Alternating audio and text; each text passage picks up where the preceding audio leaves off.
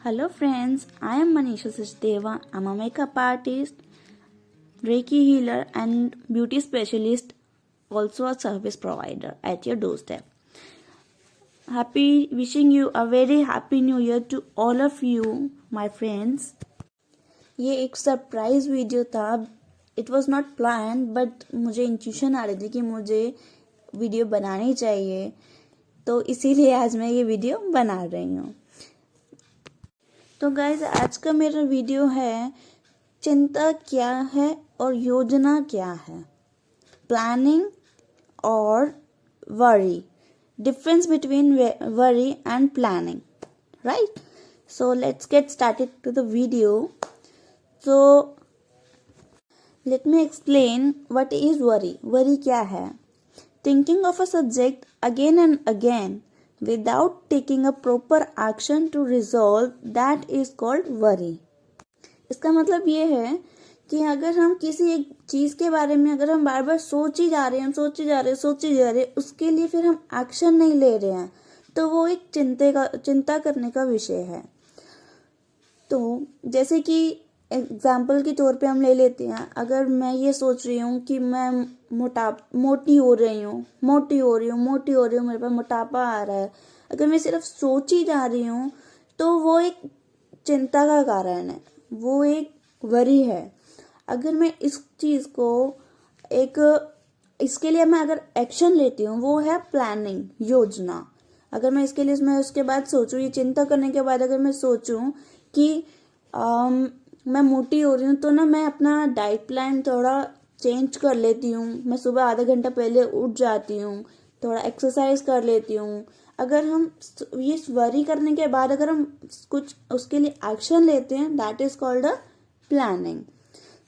तो दोस्तों देखो, किसी ने बहुत एक्यूरेट लिखा है, worrying is a waste of time. It does not change anything. It just mess with your mind and steals your happiness.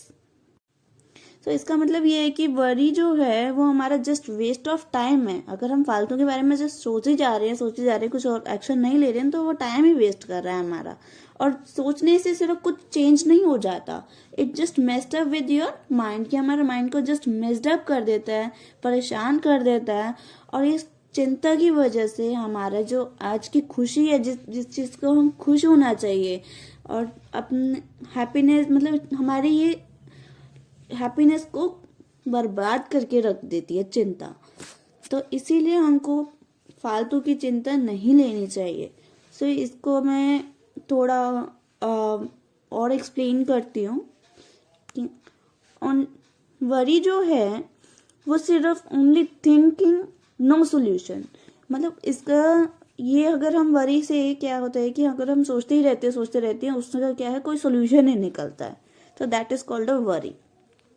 And अब मैं डिफ्रेंशिएट करती हूँ वरी को, एंड देन उसके बाद हम आते हैं प्लानिंग पे.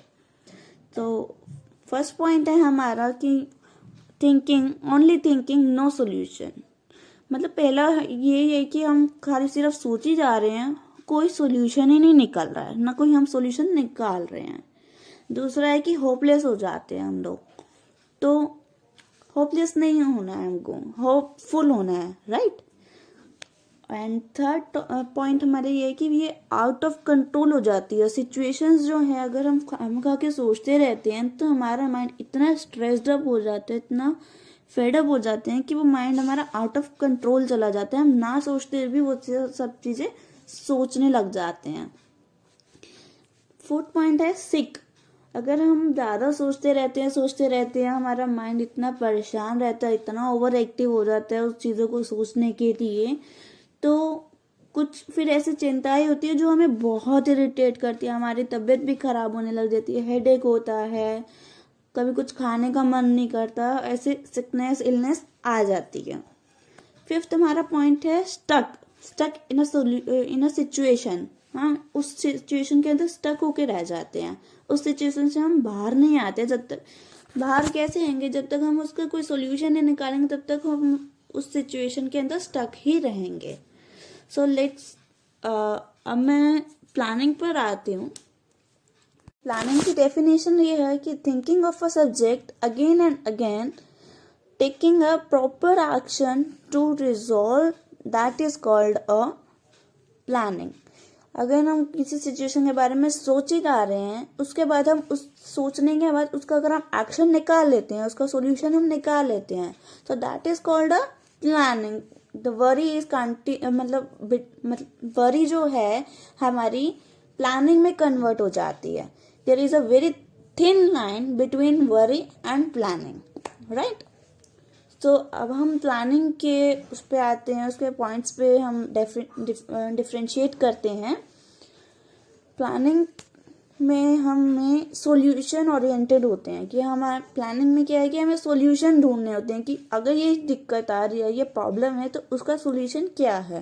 अगर हम सॉल्यूशन निकाल लेते हैं तो वो हमारे लिए मतलब वो चिंता करना वो हमारे लिए सक्सेसफुल हो जाता है. देन सेकंड है होपफुल.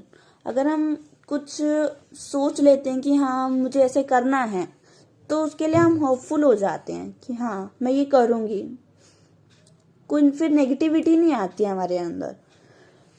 देन थर्ड पॉइंट है सिचुएशन इन कंट्रोल. तो जो हमारी जो ओवर थिंकिंग है वो ज़्यादा नहीं होती है, क्योंकि हम सोच चुके होते हैं कि हमको ये करना है, ये प्रॉब्लम है, ये सॉल्यूशन है और इस पे इम्प्लीमेंट करना है. तो इसलिए जो सिचुएशन है वो इन कंट्रोल रहती है. फोर्थ है हमारा पावरफुल.